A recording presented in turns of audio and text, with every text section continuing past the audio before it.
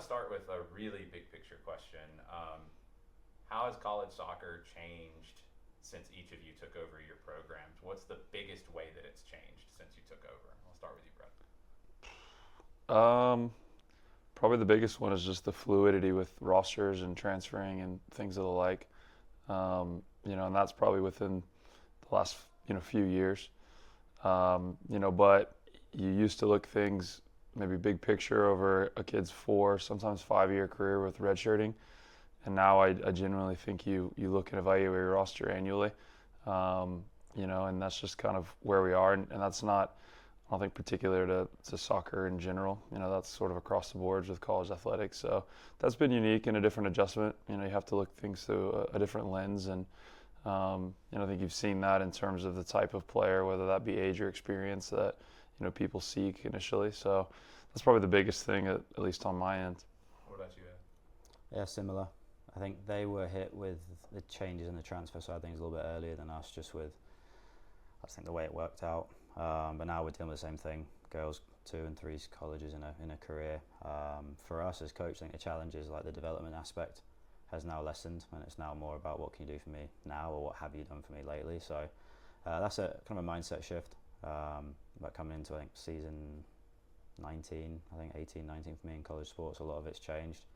I think the personal relationship side of it now is even more short term also, whereas it used to be developing, getting to know somebody. Like now you kind of have to cut to the chase early, because you don't want it to be a lack of connection that affects that player's performance in that short period that you have them potentially. What's your favorite thing about where college soccer is right now? It's funny, we were talking about this earlier, kind of cross staffs, is that the overall level and like tactical puzzles you have to solve, I think, have dramatically changed, especially on the women's side, but I know on the men's side also. But I think coaching's just got a bit more complicated. There's a lot more information, similar to what you're doing for us with YouTube. I think there's obviously a wealth of information out there now that you can kind of bring to the table. So we're seeing different problems to solve, probably more so than in the past. What are you enjoying about it right now, Brett?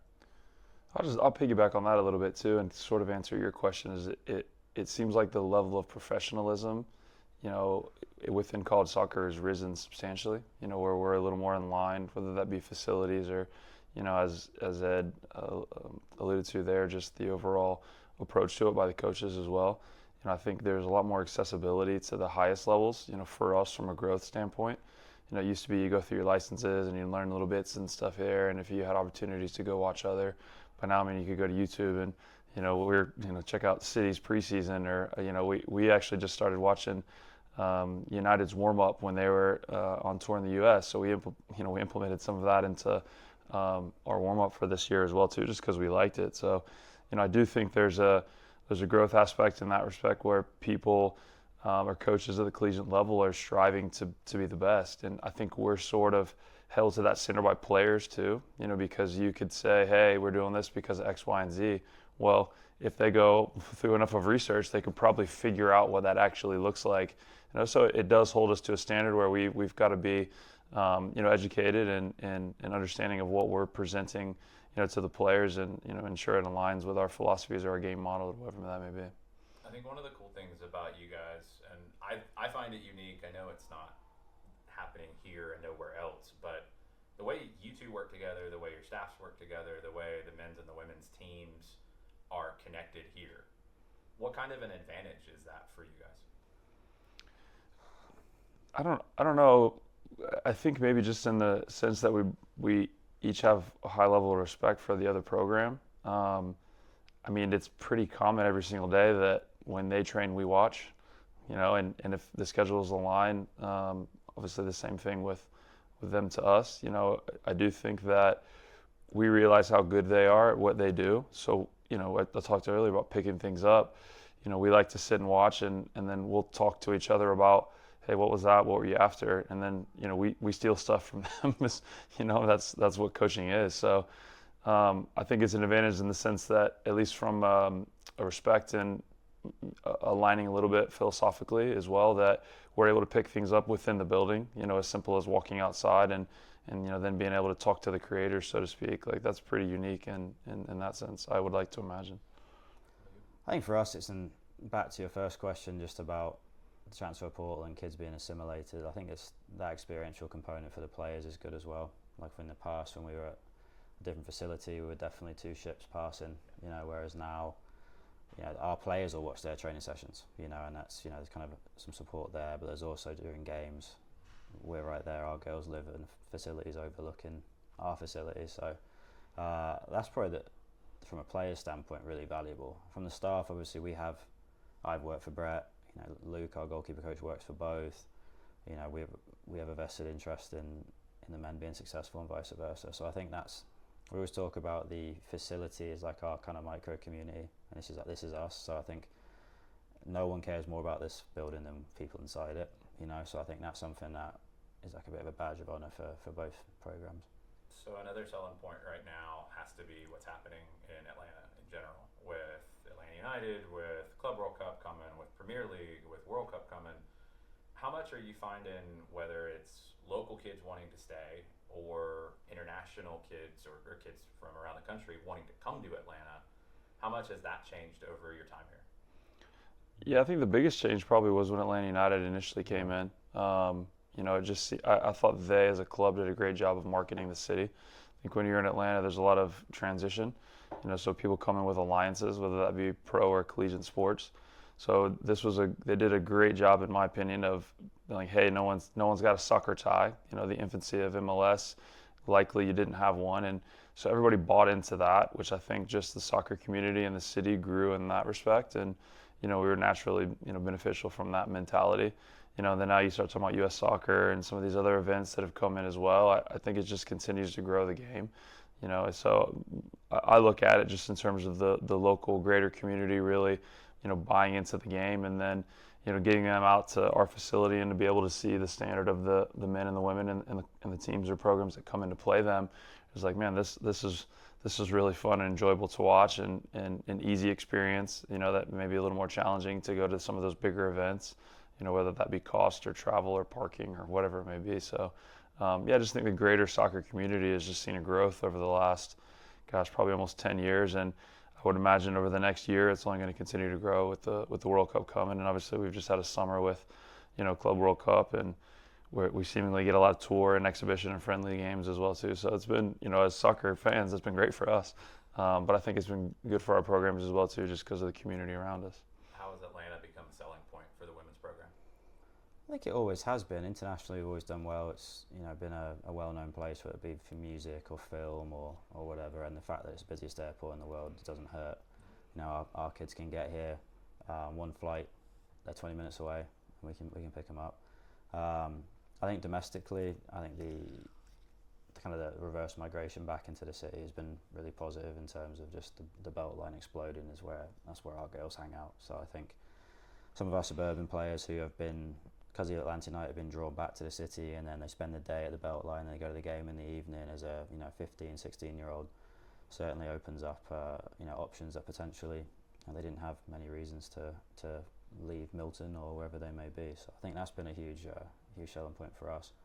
And then probably finally is just, I think, Georgia State as a whole pushing themselves out there a bit more. So in the kind of regionally, we're a bit more well known, just as a university as a whole. So let's start with the women's program, because y'all get underway first. What's the preseason been like? How's the team looking for 25? I mean, preseason has been good. We've been fortunate with the weather hasn't been quite as oppressive as it sometimes is, but obviously we're in a situation we know it's going to come. We can get 95 until October, so it's been good. A lot of new players getting assimilated, some older ones kind of adjusting different positions. 2 preseason games where for us you're learning about yourself at this stage, and obviously starting tomorrow night we start with our first one. So the way we play is fairly ingrained in who we are, but how we do that I think adjusts based on personnel, and we're probably in that place of finding out exactly how that fits the group that we have. Brett, what about you? You guys are a week later, but how's it gone so far up to this point? Yeah, I think we were fortunate where 20 of our 26 players were here in the spring. So a lot of what we wanted to sort of start building in the foundation for this fall, we were able to do in the spring. So Ed used a good word there, just assimilate. We really only had to do that with 6 guys came in. One's not going to play this year to injury, so really just 5 guys. so that helps. And some of the guys that have been around that are older are obviously able to help steer that ship as well too. So, preseason is great in a lot of respects and challenging in others as well, because it's a very short period of time to try and prepare for, ultimately for us, a week and 2 days away from when it matters. So you have to strike that balance of, man, we don't have a lot of time, I got to get a lot done, but at the same time, there's physical and there's mental tools that come with that as well too. So trying to create that balance in there as best you can, all while trying to build the camaraderie of the team and the unity and things like that too. So Ed and I have done this for a long time. It's not there's no way to make the process make sense. It's challenging, so you have to try and figure it out, and maybe there's some different nuances year to year with your kids, but for the most part, I feel like we've got a decent grasp on it, and try to do as best we can. I'd love to hear from both of you guys. Like, you both have established game models of how you want your teams to play. It's pretty clear on both sides. How does a preseason, where you actually see what you have to work with this time, like, how much tweaking is there once you see it and you're getting ready for games to start, away from, maybe not away, maybe enhancing elements of it? How much does the game model evolve after preseason? I think it's ever evolving. I think for us, the element that you have to kind of respect is the opponent and what each opponent's going to do. You see a lot in professional ranks, especially, people being real stubborn to what they want to do, and obviously getting found out in certain areas. So we try and have a balance between, the right model for the right opponent while also staying true and consistent. Because the crazy thing is, before our kids take their first class, a quarter of our 20 competitions in the regular season will be done. So that's the crazy thing. So we have to look at how do we evolve sequentially and kind of step by step, while also being kind of nimble enough to do it on the fly while keeping kind of vernacular consistent. And I think that's where we try and keep ourselves aligned, is that the building blocks are the same, the principles are the same, but how we adjust positionally may have to alter based on what the opponent does also. But our biggest thing in our standard at the Sunbelt level is, like, you've got, for us it's 10, I think for them it's 7 conference games, 8, 9 conference games. So that's the crux of your season. So you really are trying to peak at the right time. We're a little bit more fortunate on the women's side in that the way people schedule is we don't have any non-conference during our conference segment, so you can literally split it into almost 2 attempts, whereas the men's scheduling for years has always been a little bit more mix and match. So for us, it is kind of like a second pre-season in a way to kind of figure yourselves out while trying to win, which is another aspect of it. But it's not easy, but I think the consistency in the messaging and how we message, I think, is whether you're successful or not. Messaging is interesting. It feels like it's evolving a little bit, where we used to talk about tactics overall as global. Now we're separating kind of game model and individual game tactics. You mentioned principles. It feels like that's the key that maybe fans are starting to pick up on a little bit more of, hey, principles are really what underpins everything. How have you seen kind of the way you communicate, Brett, in your time with both your staff and with the players, and those differences between principles, game model, tactics, and how it has all evolved?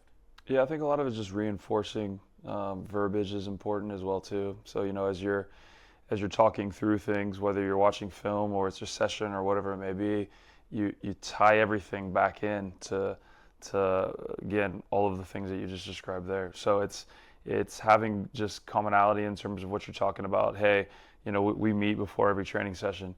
Here's what we're after, and it might be as simple as, here's the area of the field that we're talking about. Here's the specific example that we're going to do. Here's how this session will apply to all of those things. In fact, here's the video of that when we did it last time. So a lot of it is the more that you can, be consistent in terms of, again, the verbiage that you're using and just overall how you're talking and speaking with the players, the more likelihood they're going to be able to take it in and understand what you're after and ultimately what we're trying to produce when we get onto the field. But again, I think the players also have a stronger grasp these days of a lot of the things that we're talking about, because as I said earlier, there's a modeling, if you will, from us of looking at different levels, and I would imagine that is happening from a club side of things as well too. So that is then instilled in their players as well. So And Ed does stuff with a local club as well, and there's a curriculum associated with it that he created. Well, I bet that wasn't happening, a few years prior. So now you're starting to see, even at the grassroots level, a little bit more structure. So as they kind of move their way up the ranks, the players are having a little bit more, I think, likelihood to ingest some of this stuff and then ultimately be able to produce it. I want to finish talking about the Sun Belt. It feels like for both of you, the conference has really grown in terms of quality. For you, maybe it's grown in terms of size too, so that's a big challenge. What does the Sun Belt look like this season on the women's side? I think we're getting a lot of parity. I think, there's been a lot of coaching changes. I think, honestly, right now, there's only one coach in the league who's been there where they are longer than me. So there's been a lot of changes with regards to that, which I think it's pushing back to an earlier question, is like the different coaches, different ideas, less stagnant, pushing standards higher. So, I mean, for us, I think we're always there or thereabouts. I think it's we're always looking to try and get that one step further and try and keep pushing forward. But, JMU play, a fantastic brand and do really well and have done well, even in a national tournament they've been tough to beat. I think Texas State will be very good this year. Old Dominion are kind of the one that if you come watch an Old Dominion Georgia State game, you're definitely a purist because it's going to be 0-0 or 1-1 or something pretty tight. And I think there's some young coaches in the conference as well doing some cool things. So I think it's wide open. I never really pay attention to kind of the pre-season polls and things of that nature because no one knows who they've got coming in. But looking at how the votes have kind of been spread this year, I think it definitely reflects how people feel about it. But the biggest, it's injuries and it's travel and how you manage those two things. And I think those are the two things that kind of bit us last year, especially on the injury front, that we hope to, knock on wood, stay a bit better with. But the travel's the travel. Our league on the women's side goes as big as the SEC. So I mean, we've got some climatic changes as well. Marshall in October could be snowing, let's be honest. So we've got some things to figure out. But in terms of ours, probably has parity across the board, whereas I think Brett will probably expand on it. But the men's is probably top 3 conferences in the country at the present. So I mean, they've got different battles to fight. It does feel like nationally, the women's side of the Sun Belt is starting to get more respect, whereas it felt like last few years maybe it wasn't getting what it deserved. I think so. I think it's. I think again, just looking at the coaches in the league, they're getting players in the league that, to be honest, could play at other places. And I may be choosing to play right away as opposed to gamble on whether they want to hit the portal or whatever. So, I think that's. We have more conferences at the Power 4 level that are playing on the women's side, which obviously adds some, kind of bit more kind of opaqueness in terms of what you can see and what you can't. But we're a top 10 league in the country now, and when I got the job in 2016, I think we were closer to 20. So I mean, it has jumped up in 10 years, and we're definitely in the let's keep up and keep pushing our things forward. We say all the time that we have very good players, but we're not going to get a top 15 recruiting class. That's just not who we are. We identify players that suit our model, and some of our players wouldn't play for some other teams in the league, and that's fine with us. We want to get the players that suit who we are, and I think that's where we've probably found a nice niche for us to compete and push the Sun Belt forward. And I think you look at Coastal, JMU, ODU, they're very similar in that fashion. They pick players that suit who they are, and that probably comes along with new coaches with a new idea, and they're not just chasing the top 10 players in the state. So I think that's where we look to try and paint our own kind of picture of who we want to be. What about the men's side of the Sun Belt in 25? What's it looking like? I did want to touch on one thing Ed said there, just in terms of it just made me think, because he made a really good point. When you talk about flexibility with game model and principles and things like that, you start looking at our conferences and the different places that you play. You may play on a field that's 120 by 80 with incredibly long grass. You may play on a turf field. You may play in snow. We've done that before. So there has to be an element within your principles and with your model that incorporates flexibility, and to be able to, that is one of the unique things I think about college sports is that, game to game could be incredibly different in terms of the place that you play. We could play, here and it could be 95 degrees and we could travel and go play in Seattle and it could be 50, so there is, he said that and that was a really good point that, certainly has to factor into some component of your overall principles and game model and all the like. Yeah. The Ed hit on it. The league will be very talented, top to bottom, and the top will be the top in the country. So it's something that we know. It's one of the beautiful things about Georgia State for us. The way that we look at it as competitors is 9 games are going to be against some of the best in the country. And then the other side of it is, 9 games you're going to be against some of the best in the country. So it's a good and a bad thing. I think again, like I said, as competitors, you want to play against the best. So for us, we have to, keep that in mind and consideration in all that we do. We're not exactly as fine line and clear cut as the women with the non-conference and the conference, but for the most part, the latter part of September and October is primarily conference play for us. So we do still view it.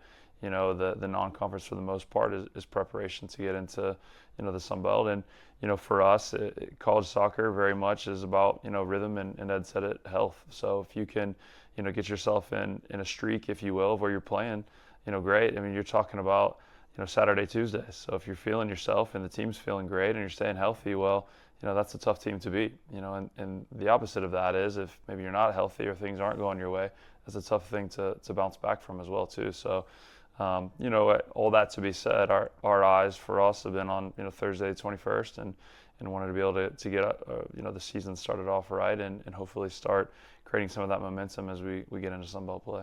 I want to finish with this. I'll start with you, Brett. The facility here is really unique and it's got a really unique vibe. Players talk about it a lot. Everybody calls it the cage. How hard is it for opponents to come in here and play here? Yeah, I mean, I don't know entirely because I've always been the home team, but I would imagine there's a challenge to that. Speaking to different coaches, I think there's some nuances that maybe we don't think about that other people do. I had a coach tell me recently that he's like, because you mentioned the cage, because the walls are really close on most, basically 3/4 of the field. He's like, throw-ins go fast. He's like, so your transition when the ball goes out to get in, it's something that we address before every game. I was like, interesting. I hadn't necessarily thought about it, but he's exactly right. So yeah, I mean, I think there's some. One, I agree with you and what other people say. I think it's a really cool facility. With where we're located. We were fortunate when they put the facility in. They asked Ed and I, "Do you want grass?" And we're purists in that sense, and we said yes. So a grass facility right in the middle of downtown with, the skyline is pretty cool and unique. But yeah, I mean, I'd like to think it's a tough place to play. We certainly, hopefully, have part in making it difficult, by giving them a tough draw. But it is a really nice facility. I think even as a visiting program. So, maybe we can catch them with a little bit of awe as well. Scaring at the skyscrapers and things of the like. I don't know. What about you, Ed? What kind of feedback do you get from people about coming here? I think as on the women's side, we look at the whole experience probably a touch more, and I think most of the feedback we get is that like our players' whole day is here. Like they come in the morning, they train here, they lift here, they get treatment here, they do study hall here. Some of them take classes here if they're online, and then in the evening they come watch the guys. So it's kind of like the social to every aspect of what they do. So I think that's the biggest change for us is just allowing them to feel like they play where they live. Whereas in the past, the Panthersville surface was probably second to almost none really, but it was out there a little bit. So I think they disconnect between we go to school in the city and we play in the burbs. I think now has come together. From an opponent standpoint, the feedback is pretty good. I think a lot of people it looks unique and it takes some time to get used to. But I mean, in terms of I look at it for in their shoes, they have a locker room on site which is beautiful. They can use it at half time. They can get straight back out again. We'd like to make it a little less accommodating. I was going to say that. I was going to say that side of it actually gives them an advantage because some of the places that we go to shower or locker rooms are like getting back on the bus to go to the field or whatever it may be. That's a good point. And the pitch has got better every year, and they told us that when they put it in there that it was going to be one that once it bedded in, and this year. The grounds crew have done a fantastic job. We see them around, in the mornings, in the evenings. We have issues, they're out there immediately, and it's definitely more resilient as well, which, something that we we pride ourselves as coaches as being kind of pretty blue collar, and you know, want our programs to be the same. And like, we were here when we didn't have any of this, so it's certainly interesting and important to us that our players don't take advantage of what we have. So we don't train on the pitch every day. If we do, we look after it. We communicate, like you said. We're in a unique place where I haven't got to worry about him doing speed and agility on the penalty spot, you know, and he doesn't have to do the same. So, you know, and it suits how we want to play. You know, if we got holes in the pitch, it's a challenging way for us to play the game. So we're blessed to have it, and I think it's something where we're looking to try and improve it, you know, every single year, and kind of keep it topped up. So the final piece for us is it's visible. Talk about Atlanta United bringing it back again. I mean, I live on the east side of town, and so there's a lot of the soccer community that are in town, and they drive past our facility or ride past Marta every single time. So it gives us some exposure that I think solves some of the problems I had in the early stages. I always tell the joke of when Brett called me to work with him on the men's side, I wasn't even sure where Georgia State was.